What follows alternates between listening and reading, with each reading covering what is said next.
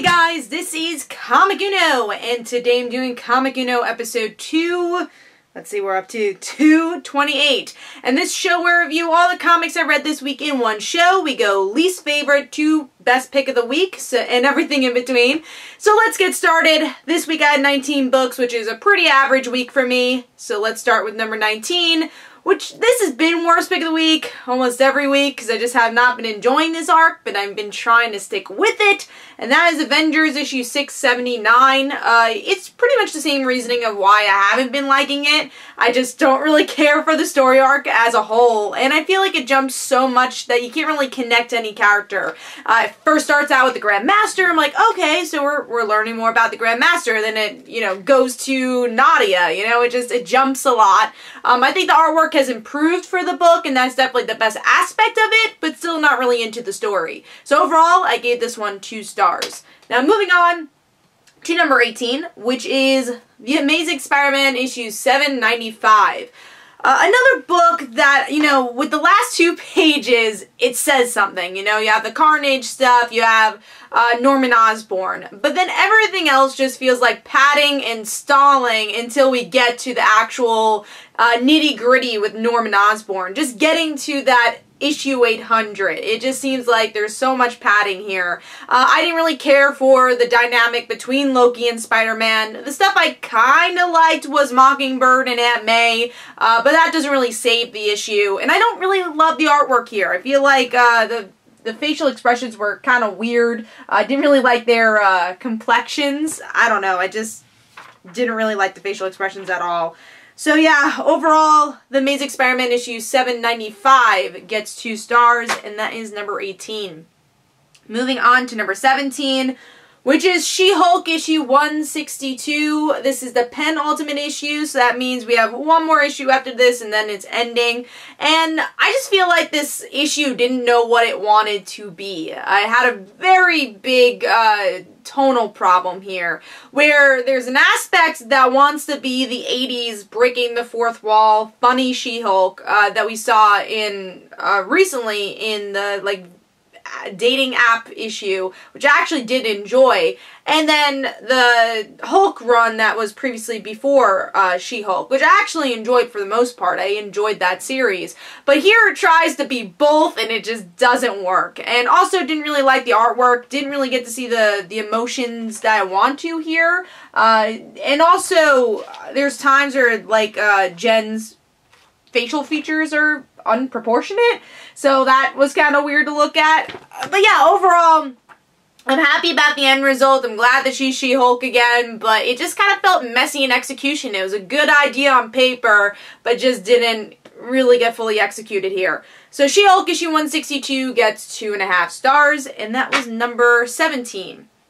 Moving on to number 16, which is Harley and Ivy meet Betty and Veronica. Love the cover. Story, though, just becoming really sluggish. Definitely did not need to be a 6-issue miniseries, and you're starting to see that at this point, where we get to see these D-list Gotham villains coming to Riverdale, and we get to see Betty and Veronica and Harley and Ivy switch bodies again. They're against each other, they're not against each other. It just kind of feels convoluted at this point. The only part I really enjoyed here was Sabrina.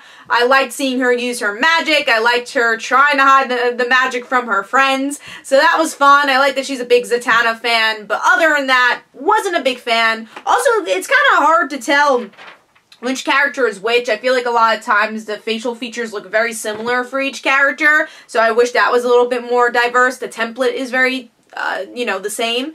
But yeah, overall I'm going to give this issue 3 stars. It wasn't horrible. There's definitely some funness to it, but it's just getting to that point where it's a very long-winded miniseries. But at least there's only 1 issue left of this one.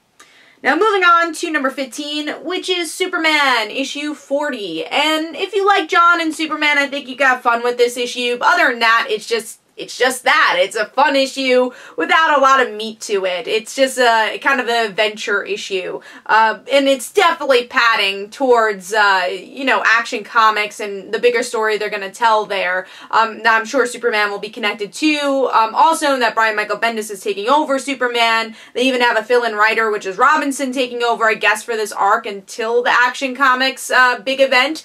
So Superman issue 40 gets 3 stars for me. And that was number, let's see, 15. Moving on to number 14, glad to see this a little higher than usual, and that is Spider-Man issue 237. I feel like they have the groundwork here for this issue. I liked that we get to see Uncle Aaron try and interact with his family, and even Bombshell interacting with her mother, but the execution and the substance here doesn't quite make it. It feels like this is something that should have happened in the beginning of the arc, not towards the end. It just doesn't... There wasn't the emotional beats I really wanted. I feel like there was potential here because there's characters interacting that should interact, but there wasn't that emotional oomph that you tend to feel with a really good Bendis issue. So I gave this 3 stars. Artwork is okay, and story was just okay. So giving that 3 stars. Moving on to number 13. Which is X-Men Gold, issue 21. And artwork was really well done here. I think it's some of the better artwork that we've seen from the series. And it's cool to kind of see members of the Brotherhood that we haven't seen in a while, like Pyro and Avalanche. It was cool to see those characters. But I didn't actually like their scenes as much. I definitely really enjoyed the Rachel stuff, though. Her... kind of becoming a Hound again, and why is this happening? And Kitty trying to get her team together again as Old Man Logan leaves for some odd reason. That kind of felt weird, I guess because of Wolverine coming back into the regular universe, our Wolverine, but that felt a little forced. So there's ideas I really liked here. Like I said, Rachel, I like Kitty's voice, but other than that, there's definitely some weaker parts, which is the villains and the Old Man Logan scene. So overall, I gave this 3.5 stars. Moving on to number 12, which is Deathstroke, issue 28. My problem with this book is that it jumps a lot, so you get to see Jericho, you see a past scene with Jericho, it all, you know, combines to tell, I guess, a coherent story, but it is a bit jarring at times at how much it jumps. But I love the supporting characters for this book. I love that this has become an ensemble book, because I feel Deathstroke himself can't really carry a book, but him and Rose and Jericho and Tara can. I'm intrigued with these members, and they all have really interesting stories to tell. You know, Tara still dealing with, I guess, her feelings for Deathstroke, and having this rough exterior. You know, the death of Power Girl, because we know that she's not actually dead. Jericho trying to figure out who killed his fiance. Rose figuring out that she actually has like a ghost person in her, so she's like another personality, which was really interesting to see, and her go through this darker side of herself saying, shit, I'm becoming my dad, you know, I'm killing people even though I don't want to, and it's not me, and she maybe realized that she might have killed Jericho's fiance. So there's definitely some interesting storylines being introduced here. I didn't really love the new Superman appearance, though. Again, there's a lot going on, and there's definitely some slower parts to prevent from good pacing here, but there are also some really good dramatic storylines being developed here, like I said. So Deathstroke issue 28 gets 3.5 stars, and as always, this book is gorgeous. Really love the art style here. Very clean for kind of a darker toned book here. Alright, moving on to number 11. I think people are going to be surprised. This is kind of in the middle instead of in top 5 world, but X-Men Red, issue 1. I like this issue. I feel like the artwork was a bit cartoonier than I expected. I thought it was going to definitely be a little bit more serious, because especially after seeing Phoenix Resurrection and how many emotions kind of went through that, and especially that last issue, I really enjoyed the art there, and kind of the angstiness that we got from it. But here it's a little bit cartoonier. I will say I think there's a lot of pages here. I don't think it needed to be a $4.99 book. I think it would have been stronger if it was $3.99 and just kind of told a regular story. I don't think it needed to be double sized, and you could kind of tell there's a little bit more fillerish here. But I like Jean. I like the team that she's bringing together. Love Gabby. You know, she always makes it for me, especially Tom Taylor writing Gabby. So I'm definitely invested in this story, but I don't think it kind of hit it out of the ballpark just yet. So X-Men Red issue 1 gets 3.5 stars. Moving on to number 10, which is Swamp Thing Winter Special Issue 1. I will say I think major Swamp Thing fans will get a little bit more out of this than I did. I'm not a huge Swamp Thing fan. I've only read him where he like guest appears and stuff. I've never read his actual series. So I think people that are especially dedicated to the creator who did pass away, and it is really great that DC pretty much gave this remembrance to him, and having Tom King, who's, you know, their top writer pretty much right now, writing a story for his character was really well done. And it's a beautiful story, it's poetic, but it takes kind of a while to get to the point in the end, and that's kind of why it's a little lower for me. It definitely didn't need to be an 80-page special. I think, once again, just like I said with X-Men Red, it could have been a regular-sized issue, and you could have gotten the story a little bit better here, but the artwork is so good, and really fits the tone of the book very well, and this kind of grimness of our green creature being in winter, and obviously this being a weakness for him. And at first I'm like, what is this little boy doing here? And I'm not feeling connected. And I like that they did give a solid ending to that of, oh, okay, that's what their connection is. So I enjoyed that. The last story, which was the creator's storyline, didn't have any words to it. So again, maybe people that are more invested in Swamp Thing would like that a bit more, but I didn't get as much as I wanted. But it was nice to have that story and his last story in here. I thought, again, for someone who is a big Swamp Thing fan, that's a cool thing to have here. So it's a nice dedication. And overall, I gave Swamp Thing Winter Special Issue 1 3.5 stars. It is a bit pricey though, so it's a $7.99 book. But as always, DC does a really good job at making the $7.99 books look very pretty. Yeah, the glossy cover and a nice spine to put all together. Alright, moving on to number 9, which is Rogue and Gambit issue 2. And again, I think if you're a bigger Rogue and Gambit fan, this is going to be much higher than on my list.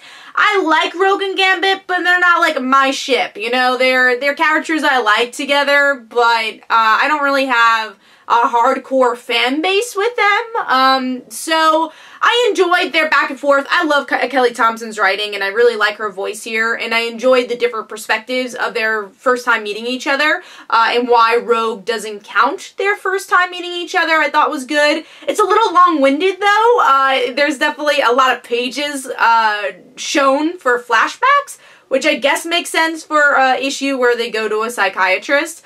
But yeah, overall I give this 3.5 stars. I really like the expressions here with the artwork and kind of the classic feel we get to see with this book, but I really think it depends how big of a Rogue and Gambit fan you are to really get fully invested in the story. So I gave this one 3.5 stars, and that was number 9.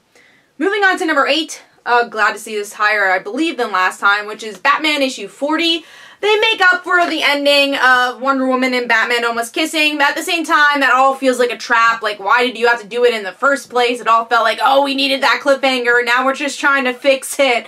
But I did like a lot of lines here, really like the dialogue work between Wonder Woman and Batman and their feelings towards each other and their significant others. I especially like the ending with Catwoman, where they finally, you know, get back together and it said, oh, would we do this again? And Catwoman's like, yeah, if you do, I'm going with you, and I'll be your wife by then. So it's nice that Catwoman's warming up even more, that she wants to get married. That's another portion of this issue. And Joelle Jones' artwork is just so great and detailed. I love the character designs. I love the emotions here. Just beautiful artwork. So overall, I gave Batman issue 40 4 stars, even if it's a little frustrating to see what happened with the cliffhanger and then kind of make up for it. There's definitely a lot of solid stuff happening in this issue to make this an enjoyable read. So moving on to number 7. Another Batman book, and that is Batman White Knight issue 5. I've been having a lot of fun with this universe, and I like that Sean Murphy plays with things we've known from Batman for so long. You know, the dynamic of Batgirl and Dick Grayson and Batman, and just kind of puts it on its head. I love the scene where Batgirl pretty much just says, Dick, Bruce, stop fighting, you know, Dick, you're lucky to have Bruce. Bruce, you're lucky to have Dick. And then she, like, does a flip to flip over Batman. I feel like Barbara's the only character, and Stephanie, that could get away with that. So I enjoyed that scene. It's nice to see Barbara interacting within the Bat family, because a big complaint I've had in recent years, as much as Batgirl / Barbara Gordon is used, you don't really get to see her interacting with Batman and the rest of the Bat family and making her included in the Bat family. She's always like kind of doing her own thing. So it's nice to see that she's actually part of this family. Another aspect I really liked about this issue was Harley and Batman's dynamic. I liked how Batman comes to Harley and kind of connects and says, hey, you know why you didn't last in jail for very long, right? Like, I feel like you're the only villain I can connect to. And I like kind of that heart-to-heart truth moment between those two. And then you have this awesome kind of like drag racing ending, like, you know, Mad Max Fury Road with Batmobiles. It was a lot of fun action-wise, so I enjoyed that. It's a very solid issue, just a really fun world, and also goes a little deeper into who's the hero, the Joker or the Batman, and it's an interesting question to ask in this world. So, Batman White Knight issue 5 gets a solid 4 stars, and if you want something different but familiar with Batman, definitely pick that one up. Alright, moving on to number 6, which is Witchblade issue 3. This issue is definitely a bit neater than the previous issues. The transitions are better between flashbacks and present day, and I really love Alex Underwood. It's been 3 issues, but I feel for her character, and I love her voice in this book, and that continues throughout the whole issue, where you kind of uncover her past a little bit more through the flashbacks, and seeing her connect more to the Witchblade. I will say the Witchblade scenes are a little weaker, and I know, you know, she's just getting used to being part of the Witchblade, but I wanted a little bit more action than this, like this kind of straight line. Even though the colors are gorgeous, I just want to see more from that. I feel like that was kind of a weaker aspect to it. But overall, like I said, I love her voice and really feel connected to this book already. So Witchblade issue 3 gets 4 stars, and that is number 6. Moving on to number 5, which is Hawkeye, issue 15. Man, this was a fun issue. I love Hawkeye, but Clint and Kate's electrifying chemistry in this issue. There's just so many fun scenes, like them just pretty much using an Uber/Lyft as Madame Mask kind of minions, and then she gets a horrible grade on her Lyft/Uber app, and she's like, oh, it's gonna take me so long to get my score back. So it's those relatable moments that kind of make this issue, but also just the way that Kelly Thompson ties everything together. We get to see that Kate's father's storyline's ending, also just seeing the Eden storyline from Generations, and the whole Madame Mask storyline, which has been going on for a while in this book, coming to a head and coming to an end. But then there's those fun moments where the action is so dynamic and creative, where Clint and Kate are trying to fight all the minions and try to defeat Madame Mask and Eden by just winging it pretty much, and they're looking for a girl minion, and you think it's just a joke. It's like, oh yeah, there's no girl minions ever, but it actually plays into the storyline where Hawkeye and Clint quickly undress themselves and give the minions their costume to trick Eden and Madame Mask. So it's just a fun issue, and if you like Hawkeye, it's just a really well done penultimate issue. So overall, Hawkeye issue 15 gets a solid 4 stars for me, and that is number 5. Moving on to number 4, which is Injustice 2, issue 19. I love all the surprises here. You know, we get to see my Teen Titans, my favorite Teen Titans, which is Tim, Cass, and Superboy in the Phantom Zone, and you find out exactly why they're there. Love the loving moments between Cass and Superboy. I love that relationship, so it's nice to see that. And Superboy having to stay there because Superman pretty much is about to kill him because he has like this bullet, and if he leaves the Phantom Zone, then he dies. So it's the Teen Titans that have to figure out how to save him, and then they have this huge battle between Zod, and Tim dies. And there's this really nice back and forth between him and Batman saying, I think he said like he was his favorite Robin or something. I don't think that was actually it. Let me see what he said exactly. 6 years, the world has changed. It's not the place you left behind. Can the world still use a Batman or Robin? I think it could be exactly what it needs. And then he gets shot right there. Oh man, it was a really well done issue. I don't know how to feel about Zod coming into all of it, but you have this kind of cool, like, mecha moment where Batman uses his, like, big robot to defeat Zod. So yeah, there's just a lot of fun moments, out-of-the-box moments in this issue. So Injustice 2, issue 19, solid artwork, really a well-done story. I'm gonna give this one 4 stars, and that is number 4. Moving on to number 3, which is Snotgirl issue 9. I love this book, it's no secret, and I really enjoyed this issue. I think it's one of the series' best issues, because we get to see Lottie actually open up and show her vulnerable side. And it's cool because she usually calls this girl Norm Girl, and she's talking, you know, she has this runny nose in the bathroom because of her allergies. She forgot to take her pills, and Norm Girl is telling her whole life story, and Lottie, you know, is actually listening for the first time to someone else's story, and she opens up and shows her true self, shows the snotty girl she is in a lot of ways, and this breaks down her character in a really cool way, and she calls Norm Girl finally Meg. So it's kind of breaking down these superficial barriers that social media creates.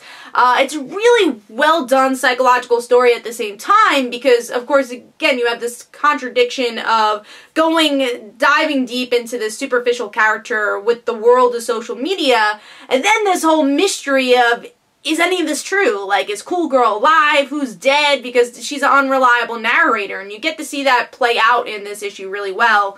And then the artwork is another nice kind of contradiction, that the story is a bit darker, but you have these bright colors, kind of, honestly, fashion magazine style artwork here. So, I would say even a manga influence a lot in this story too. So overall, Snotgirl issue 9 gets 4 stars. Really like this book a lot. That is number 3. Moving on to number 2, which is Paper Girls issue 20, of course. And I wrote this in my IGN review, and I think, you know, I'm really seeing this with every arc. It's cool that with this issue you get to see a lot of the evil technology, because, you know, this whole story is about evil technology, and that technology is evil. And it's interesting to see it's more decoration than anything. It's a distraction to what is actually this story, which is the girls. It's the relationships. And you see that in this issue with Tiffany and with the other girls. So Tiffany connecting to her older self. And I love this line that older Tiffany says, saying, something went wrong along the way. I wanted to be an inventor. But somehow I ended up taking these classes, you know? So she gave up. And I like that we get a little bit more of Tiffany's personality, because she's the character we had least development of until this arc, because this was her arc. But it shows that maybe all this is happening, and at least for the girls' future is happening, because they lost a connection along the way. Is this kind of a metaphor, analogy of technology making us lose connections with people? I'm interested to see if Vaughn and Chang kind of take that further as the story goes on. But I really liked Tiffany here, but also I like the small moments between KJ and Mac and Aaron, where Erin is very upfront to say, hey, are you really KJ? Because Mac doesn't think so. She thinks that you're a pod body switcher. And then KJ kind of opens up about her sexuality, and I think Mac is starting to also realize that she likes KJ. And I really like that moment. That's so obvious that KJ likes Mac, because the last arc is more about her accepting her sexuality, but now it's more about her accepting that she likes Mac. And you really see that with this kind of small moment that Vaughn creates, where KJ talks about these very detailed moments of how her and Mac first met. So you can kind of tell, like, yeah, they're more than friends. So I like the way that's been developed in this issue, and it looks like next issue will be developed more, because the cliffhanger is that they're in the time of our villains. So the villains can't go there for some reason, and it's the floating cars, and we know that Aaron and Mac, Mac and KJ kiss in this time period. So you know it's going to happen next arc, and that's going to be developed. But I feel like they did a really good job at developing the mystery with this arc, but once again, the characters are the true star of this book. It's the relationships that are so interesting, and the coming of age aspect of this book. So Paper Girls issue 20 gets 4.5 stars, and that is number 2. I can't believe we gotta wait until June for the next issue. It's gonna be a long hiatus, but I love this book. Definitely one of my favorites on stands. Talking about one of my favorite comics on stands, the 6th time in a row this has been Pick of the Week, is Runaways, issue 6. I love this book. It's no secret that I love Runaways. Got my Carolina poster here, got my Runaways poster in the back. I love Runaways. I have for a very long time. And this issue is a really good ending to our first arc, where it's actually very much a Molly issue, where she has to decide to run away from her grandmother or not. And, you know, she already kind of did decide. But I like this kind of internal conflict with Molly saying, you know, she's not evil, but she's also not good. And I just love Roelle's dialogue when Molly tries to describe her grandmother and her connection to her grandmother, and where she says, well, don't hurt them. And the rest of the team's like, what do we do? We're fighting cats right now. And I love that their battle scars are actually just cat scratches. And somehow it works. Somehow them fighting cats totally works in this book because of Roelle and Chris Anka. Love Chris Anka's expressive work here. But even more so, you know, you have these fun moments of Chase being, like, hit by a cat, you know, where he's saying something smart, and then he just gets totally hit by a cat. So you have fun moments like that that is so expressive, but then you have moments like, you know, Molly crying and breaking down, which is just so, you feel it with the artwork. And then I love, my favorite panel is when Carolina's trying to say, oh, you know, Nico, maybe we shouldn't do this to Molly's grandmother. Maybe she isn't totally evil. Do you think we did the right thing with our parents? And Nico gets hit. And she just totally changes her mind, and she just destroys the grandmother with her abilities because Nico got hurt. And then the end is a touching moment where the gang is back together. They're like, hey, we are a family, let's do this. So, it's a really well done ending to the arc. Like I said, Molly really is the one who shines with this issue, but damn, I can't wait to see more. I'm so excited for the second arc. So, Runaways issue 6 for me gets 4.5 stars, and that is my pick of the week. Hopefully you guys enjoyed. This is Comic Uno. Don't forget to follow me on Twitter. Don't forget to like my Facebook page. Also, description below, there are links for my comic book, Like Father, Like Daughter. And don't forget to like the Facebook page of Like Father, Like Daughter. And I'll see you guys later. Bye.